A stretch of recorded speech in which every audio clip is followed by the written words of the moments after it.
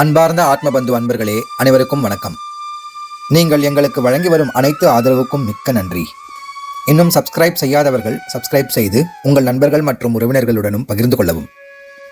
இன்றைய பதிவில் நாம் வைகுண்ட ஏகாதசி பற்றின பலவற்றை தெரிந்து கொள்ளப் போகிறோம். அனைத்து தகவல்களையும் அறிய இந்த பதிவின் இறுதி வரை பார்க்கவும். மேலும் இந்த பதிவின் முடிவில் உங்களுக்கு சில சிறப்பு தகவல்களும் உள்ளன. இந்த வீடியோ உங்களுக்கு பிடித்திருந்தால் லைக் செய்து உங்கள் கருத்துக்களையும் பகிரவும். இன்றைய பதிவில் நாம் வைகுண்ட ஏகாதசி எப்படி பிறந்தது, எதற்காக கொண்டாடுகிறோம், சொர்க்கவாசல் உருவான கதை, முதலில் சொர்க்கவாசல் வழியாக சென்றவர் யார், பரமபத விளையாட்டை பற்றின விளக்கம், ரா10 என்றால் என்ன போன்ற பல தகவல்கள் இந்த வீடியோவில் உள்ளன. மார்கழி மாதத்தில் வரும் வளர்பிறை 11ஆம் நாள் வைகுண்ட ஏகாதசி என்று இந்துக்களால் மிக சிறப்பாக கொண்டாடப்படுகிறது. பகவான் விஷ்ணுவின் 108 திவ்ய தேசங்களில் முதல் திவ்ய தேசமான ஸ்ரீரங்கம் தொடங்கி எல்லா பெருமாள் ஆலயங்களிலும் வைகுண்ட ஏகாதசி என்று சொர்க்கவாசல் திறப்பு விழா வெகு விமர்சையாக நடைபெறும். வைகுண்ட ஏகாதசி அன்று பெருமாள் வைகுண்டத்தில் இருந்து அருள்பாலிப்பதாக நம்பப்படுவதால் இந்த விழா சிறப்பு வாய்ந்ததாக கருதப்படுகிறது. அன்றைய நாளில் விரதம் இருந்து இரவு முழுவதும் கண் விழித்து அதிகாலையில் இறைவனை தரிசிப்பதையும் மக்கள் மிக முக்கியமானதாக கருதுகிறார்கள். பலருக்கும் வைகுண்ட ஏகாதசி சொர்க்கவாசல் திறப்பு வரலாறு குறித்து தெரியாமல் இருக்கும். அது குறித்து இங்கே காண்போம். இந்த ஒரு புனிதமான நாளுக்கு 2 கதைகள் உள்ளன. ஒன்று அந்த நாளின் பின்னணியில் உள்ள கதை, அதாவது வைகுண்ட ஏகாதசியின் கதை. மற்றொன்று சொர்க்கவாசல் பற்றியது. முதலில் நாம் வைகுண்ட ஏகாதசி நாளை பற்றின வரலாறை காண்போம். ஒரு சமயம் முனிவர்களையும் தேவர்களையும் முரண் என்ற ஒரு அரக்கன் துன்புறுத்தி வந்தான். அவனின் துன்பத்திற்கு ஆளான அனைவரும் மகாவிஷ்ணுவிடம் காப்பாற்றுமாறு முறையிட்டனர். அவர்களை காப்பாற்றுவதற்காக மகாவிஷ்ணு முரண் என்ற அரக்கனுடன் போரிட்டு வெற்றி கண்டார். போரில் களைப்படைந்த மகாவிஷ்ணு ஒரு குகையில் ஓய்வெடுக்க சென்றார். ஓய்வெடுத்துக் கொண்டிருந்த மகாவிஷ்ணுவை போரில் தோல்வியுற்ற முரண் என்ற அரக்கன் பெருமாளை கொல்வதற்கு முயற்சி செய்தான். அப்போது விஷ்ணுவின் உடலில் இருந்து வெளிப்பட்ட சக்தி ஒரு பெண் வடிவில் உருவெடுத்து முரனுடன் போரிட்டு வென்றது. முரணை வென்ற அந்த திருமாலின் சக்தியால் உருவான அந்த பெண்ணுக்கு ஏகாதசி என்று அரங்கன் பெயர் சூட்டினார். இப்படிதான் அன்றைய நாள் திதிக்கு ஏகாதசி என்று பெயர் வந்தது. இந்நாளில் வழிபடுபவருக்கு வைகுண்ட பதவி அளிப்பதாக பெருமாள் வரமளித்தார். இதனால் இந்த தினத்தை வைகுண்ட ஏகாதசி என்ற பெயரில் மிக சிறப்பாக கொண்டாடப்படுகின்றது. இப்போது நாம் சொர்க்கவாசல் உருவான கதையை பற்றி காண்போம். இந்த சமயத்தில் உலகத்தில் உள்ள அனைத்து உயிர்களையும் படைக்கும் பிரம்மாவின் படைப்பு காலம் முடிவடைந்தது. இந்த காலம் ஊழி காலமாக இருந்தது. அதாவது எல்லா உயிர்களும் இறைவனிடத்தில் ஒதுங்கிவிடும் காலமாக இருக்கும். அப்படி இந்த காலம் ஊழி காலம் தொடங்கப்பட்ட பின் மகாவிஷ்ணுவின் வயிற்றில் இருந்த தொப்புளில் இருக்கும் தாமரையில் பிரம்மன் அடங்கினார். பிரம்மனின் அடுத்த கட்ட பகல் தொடங்கியதும் தாமரை இலை தண்ணீர் பிரம்மன் மேல் பட்டது. அதிலிருந்து சில துளிகள் பிரம்மனின் காதுகளில் சென்றன. அதனால் அப்போது அவரது 2 காதுகளில் இருந்தும் அசுத்தமான நீர் வெளியேறியது. வெளியேறிய 2 நீர் துளிகளும் மது மற்றும் கைடபர் என்ற அசுரர்களாக உருவெடுத்தன. இருவரும் பிரம்மாவிடம் இருந்த வேதங்களை திருடிச் சென்றனர். அது மட்டும் அல்லாது அவர்கள் இருவரும் அனைவரையும் துன்பப்படுத்திக் கொண்டிருந்தனர். ஹயக்ரீவராக அவதாரம் எடுத்த பெருமாள் முதலில் அவர்களிடமிருந்து வேதங்களை திரும்ப கொண்டு வந்தார். பின்னர் அவர்களுடன் போரிட்ட போது இருவரும் பெருமாளிடம் சரணடைந்தனர்.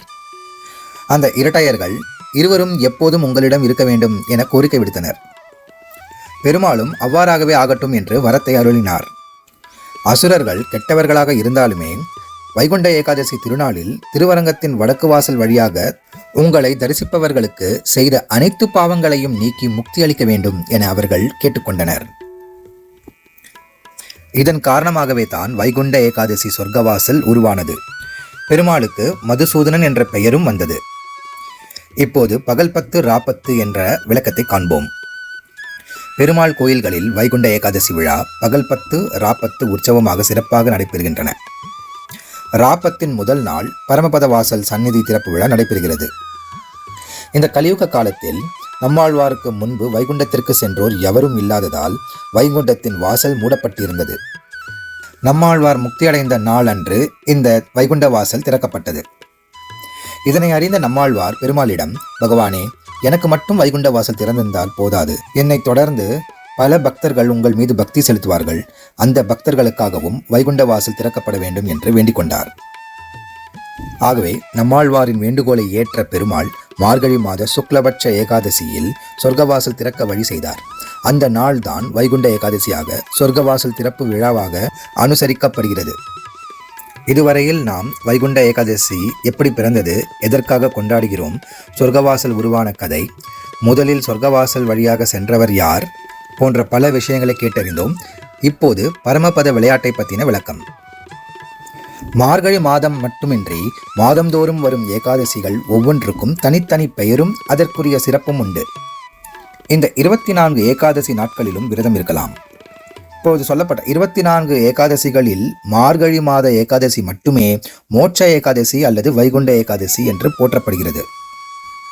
இந்த நாளில் கண் விழித்து விரதம் இருப்பவர்கள் பரமபத விளையாட்டு விளையாடுவார்கள். அந்த விளையாட்டில் பாம்பும் ஏனியும் முக்கியத்துவம் பெறுகிறது. ஏனியில் ஏறி செல்லும் போது பாம்பு தீண்டி கீழே இறக்கி விட்டுவிடும். ஏற்ற இறக்கம் நிறைந்ததுதான் வாழ்க்கை என்பதை உணர்த்துகிறது. பாம்பின் வாயில் கடிப்படாமல் தப்பித்தால் பரமபத வாசலை, அதாவது சொர்க்கத்தை அடையலாம் என்கிறது இந்த விளையாட்டின் தத்துவம். வைகுண்ட ஏகாதசியில் விளையாடுவதற்கான காரணம் இதுவே ஆகும். வைகுண்ட ஏகாதசி அன்று விஷ்ணுவை நினைத்து விரதம் இருக்க வேண்டும். வைகுண்ட ஏகாதசி விரதம் இருப்பவர்கள் பாவம் அனைத்தும் நீக்கப்பெற்று வைகுண்டம் சேர்வார்கள். கைலாயத்தை ஆண்ட சிவபெருமான் ஒருமுறை பார்வதி தேவிக்கு ஏகாதசி விரதத்தின் மகிமையை எடுத்து கூறினார். ஏகாதசி விரதத்திற்கு பாவத்தை போக்கும் சக்தி உண்டு. அஸ்வமேத யாகம் செய்த பலனை ஏகாதசி விரதத்தால் பெறலாம். 30 முக்கோடி தேவர்களும் அனுசரிக்கும் விரதம் இது என்றார் சிவபெருமான். உள்ளத்தின் பக்தி உணர்வுகளையும் உடலின் ஆரோக்கியத்தையும் இணைப்பது விரதம். இதனால் உள்ள தூய்மை, உடலின் அகத்தூய்மை முதலிய பல நன்மைகள் உண்டாகின்றன. இந்த விரத காலங்களில் தீபாவளி, கந்த சஷ்டி என பல பண்டிகைகள் அசுரவதத்தை முன்னிலைப்படுத்தியே கொண்டாடப்படுகின்றன. வைகுண்ட ஏகாதசி பண்டிகையையும் அப்படி ஒரு அசுரனை வதம் செய்த நாளாகத்தான் உள்ளது. அசுரன் முரனை அழிக்க விஷ்ணுவிடம் இருந்து சக்தியாக அவதரித்தவள் ஏகாதசி. அசுரனை அழித்த உன்னை வழிபடுபவர்களுக்கு வைகுண்ட பதவி அளிப்பேன் என்று வரமளித்தார் பெருமாள். இப்படி உடலாலும் உள்ளத்தாலும் பெருமாளுடன் ஒன்றி உபவாசம் இருப்பதையே ஏகாதசி புண்ணிய தினம் வலியுறுத்துகிறது. இந்த நாளில் தமிழகம் உள்ளிட்ட தென் மாநிலங்களில் மார்கழி மாதத்தில் வரும் ஏகாதசி திதியை வைகுண்ட ஏகாதசி திருநாளாக கொண்டாடி வருகிறோம் அல்லவா? மகாபாரத போர் நடைபெற்ற நாட்களில் மார்கழி மாதத்தில் வரும் ஏகாதசி நாளில்தான் கிருஷ்ண பரமாத்மா அர்ஜுனனுக்கு பகவத்கீதையை உபதேசம் செய்தார். அதனாலேயே வட மாநிலங்களில் ஏகாதசியை கீதா ஜெயந்தி என்ற பெயரில் கொண்டாடி வருகின்றனர். வைகுண்ட ஏகாதசி நாளில் விரதம் இருந்தால் அது வருடத்தின் 23 ஏகாதசிகளையும் கடைபிடித்ததற்கு சமம் என்று நம்பப்படுகிறது. இந்த வைகுண்ட ஏகாதசி விரதம் பக்தியிலும் புண்ணியத்திலும் சிறந்த ஒன்றாக விளங்குகிறது. அதனால்தான் மார்கழி மாத ஏகாதசி விரதம் இருந்து என்னை வழிபடும் பக்தர்கள் அனைவருக்கும் நாம் வைகுண்ட பதவி அளித்து ஆட்கொள்வோம் என பகவான் விஷ்ணு அருளியிருக்கிறார். இந்த நாளில் இந்துக்கள் அனைவரும் விரதம் இருந்து உண்ணாமல் உறங்காமல் அந்த பரந்தாமனையை நினைத்து அவரின் புகழினை பாடி அவரின் பராக்கிரம கதைகளை படித்து வர வேண்டும். மகாவிஷ்ணு குறித்த ஆன்மீக சொற்பொழிவையும் பஜனை பாடல்களையும் பாட வேண்டும், கேட்க வேண்டும். இந்த ஏகாதசி விரதம் இருந்து கண் விழித்து பெருமாளை தரிசித்தால் நம்முடைய சகல பாவங்களும் தோஷங்களும் நீங்குவதோடு நிலையான செல்வ வளமும் கிடைக்கும் என்பது நம்பிக்கை. அதிலும் மார்கழி மாதத்தில் வரும் இந்த வைகுண்ட ஏகாதசி விரதம் பெருமாளை தரிசித்தால் நமக்கு மோட்சம் கிட்டுவதோடு வைகுண்டத்திலேயே இடம் கிடைக்கும் என்பது ஐதீகமும் கூட.